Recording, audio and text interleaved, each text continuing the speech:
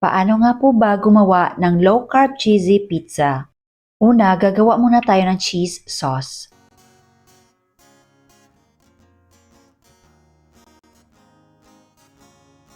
Saang tindahan, low carb essentials ay kumpletong matatagpuan. Katulong mo sa pag-ayos ng iyong kalusugan. Marami kang Kailangan masigurado na thick talaga but runny ang consistency ng mixture natin. pagpilian sa grindahan. Ngayon, gagawa naman tayo ng crust. Baking essentials, condiments, nuts and seeds, healthy oils, coconut products, superfoods, herbs and spices, low-carb breads, kakanin, at may sugar-free ulam pa. Happy ang pamimili sa Green Dahan! Saang tindahan, low carb essentials ay kumpletong matatagpuan. Katulong mo sa pag-ayos ng iyong kalusugan. Marami kang pagpipilian sa grindahan.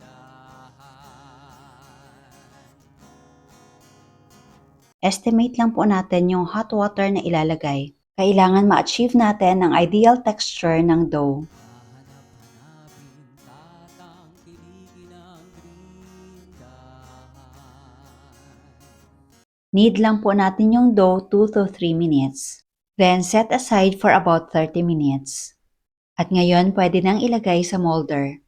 Para maiwasang mag-overflow ang ating cheese, dapat mas mataas po ang dough na nasa edges.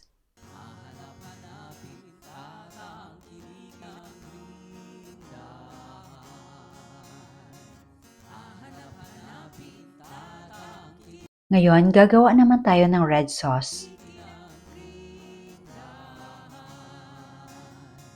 Hahanap-hanapin, tatangkilik Dapat ma-achieve natin ang consistency kagaya ng tomato sauce. ang grindahan. Hahanap-hanapin, tatangkilikin ang grindahan. At ngayon, ilagay na ang mga toppings. Unang-una ay red sauce.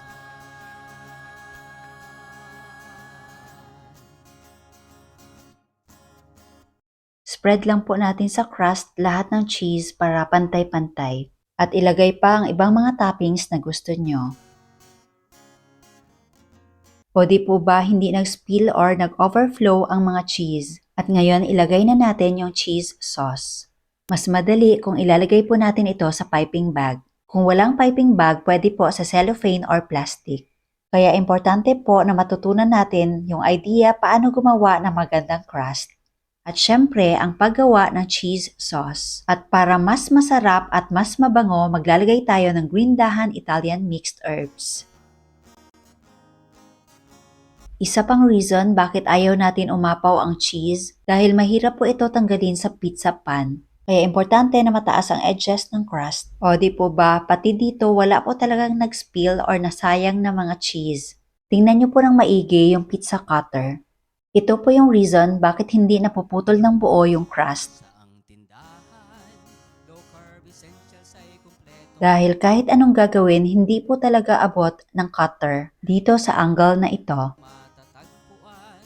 Katulong mo sa At ito na ang ating low-carb cheesy pizza. Hindi po importante na meron po tayong nakikitang stretchy mozzarella. Ang importante po, it tastes cheesy. Baking essentials, condiments, nuts and seeds, Kahit malamig na, cheesy pa rin.